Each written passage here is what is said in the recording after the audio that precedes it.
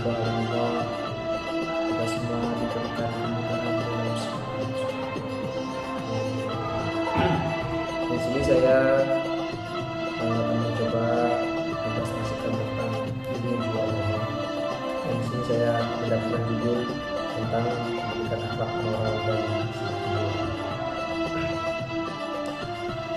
Adapun pendidikan akhlak moral dan kejiwaan itu mencakup jiwa yang besar, gelisah, yang merasa sakit, hati yang bergores, luka, hati yang marah, iri, dengki, sombong, egois, kikir, boros, buruk sangka, ujub, dolim, dendam, khianat, ghibah, fitnah, serakah, dan membanggakan diri sendiri adalah jiwa yang mengalami masalah yang amat besar.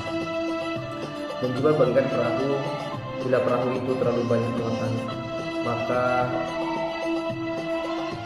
dan bergelombang dengan cepat, maka tenggelamlah ia.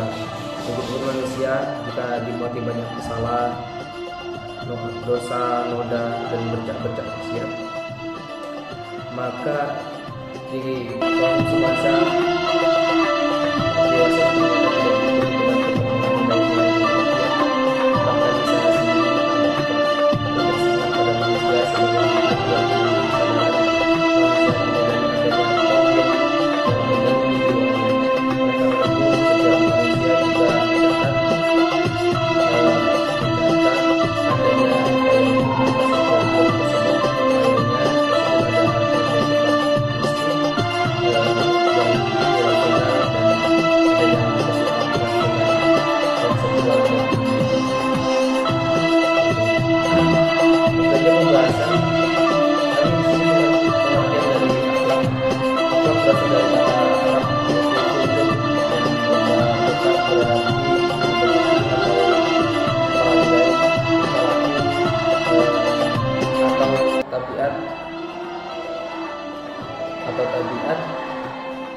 atau watak dilahirkan karena hasil perbuatan yang diulang-ulang yang mendalam dalam jiwa manusia, di mana timbul perbuatan dan mudah dan gampang tanpa mempertimbangkan terlebih dahulu, yang dapat berulang-ulang hingga menjadi kebiasaan, dan perbuatan itu bisa mengarah pada perbuatan yang baik ataupun buruk.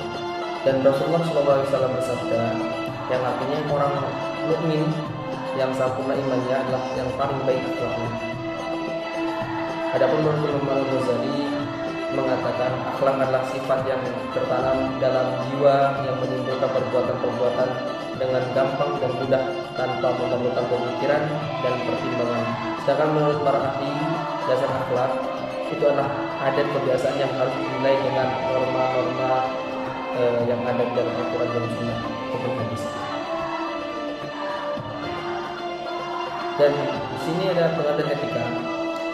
Etika berasal dari bahasa Yunani ataupun ethos dalam bentuk tunggal yang berarti kebiasaan. Etika merupakan dunia filsafat ataupun nilai dan moral, yang mana etika bersifat abstrak dan berkenaan dengan persoalan baik dan buruk. Etika adalah teori tentang perbuatan manusia yang ditimbang menurut baik dan buruknya, yang juga merupakan pada intisari untuk manusia, intisari atau sifat dasar manusia baik dan buruk manusia dalam bentuk jamak eta, yang artinya adalah adat kebiasaan. Dan arti terakhir inilah menjadi latar belakang bagi terbentuknya istilah etika, yang oleh filsuf Yunani besar Aristoteles tahun 244 sampai 322 sebelum Masehi sudah dipakai untuk menunjukkan filsafat moral. Jadi kita membatasi diri pada asal-usul kata ini, maka etika berarti ilmu tentang apa yang bisa dilakukan atau ilmu tentang adat kebiasaan. Etika dalam arti lain merupakan ilmu pengetahuan yang berhubungan dengan upaya menentukan perbuatan yang dilakukan manusia untuk dikatakan baik atau buruk. Dengan kata lain, aturan ataupun pola tingkah laku yang dihasilkan oleh akal manusia. Dengan adanya etika, pergaulan dan masyarakat akan terlihat baik dan buruknya. Dan ada pengertian moral. Sini moral ataupun moralitas berasal dari kata bahasa Latin ataupun mos ataupun tunggal, dan mores adalah jamak. Dan kata moralis bentuk jamak mores memiliki makna kebiasaan, kelakuan, kesusilaan. Dalam Kamus Besar Bahasa Indonesia KBBI, kata moral berarti mempunyai dua makna. Yang pertama, ajaran tentang baik dan buruk yang diterima mengenai perbuatan, sikap, kewajiban dan sebagainya. Dan kedua, kondisi mental seseorang yang membuat seseorang melakukan suatu perbuatan ataupun isi hati dan perasaan yang terungkap melalui perbuatan. Istilah lain yang sama dengan moral adalah etika dan akhlak. Etika berasal dari kata etik dari Belanda, dan moral adalah etika dan akhlak.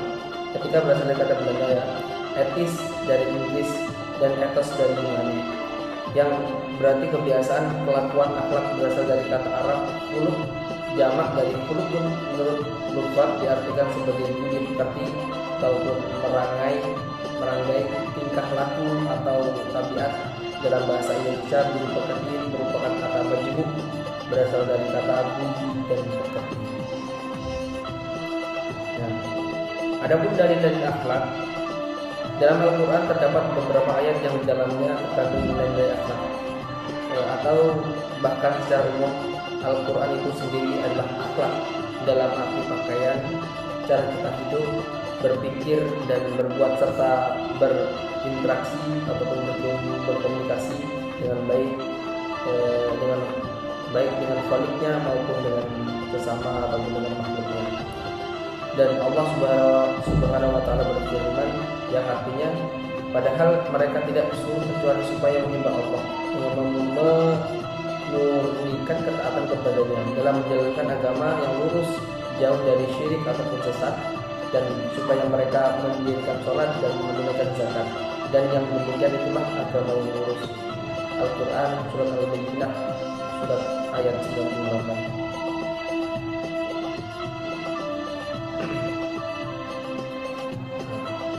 Ini kami menyimpulkan ataupun terakhir ya, kesimpulan adapun kesimpulan dari materi berdasarkan tulisan ataupun yang dijelaskan tadi ya. Diketahui bahwa antara akhlak, etika dan moral memiliki kesamaan arti, cukupan dan tujuan, namun demikian juga memiliki perbedaan satu sama lainnya.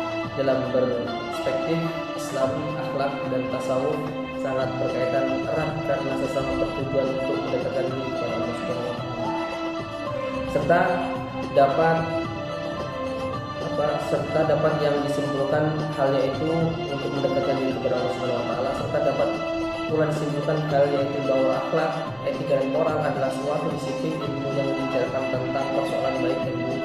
Antara akhlak, etika dan moral memiliki persamaan, dan perbedaan persamaannya adalah sama-sama mengkaji masalah baik dan buruk, sedangkan perbedaannya adalah terletak pada landasan yang dipakai dalam konteks sejarah. Antara akhlak dan tasawuf memiliki tujuan dan esensi yang sama, yaitu sebagai jalan untuk mendekatkan diri kepada Allah Subhanahu wa Ta'ala. Serta indikator yang berakhlak adalah beriman atau tidaknya seseorang. Salah satu karakter seseorang dikatakan beriman adalah ketika ia mampu melahirkan kedamaian dan ketentraman bagi alam lingkungannya. Jadi kesimpulannya seperti itu.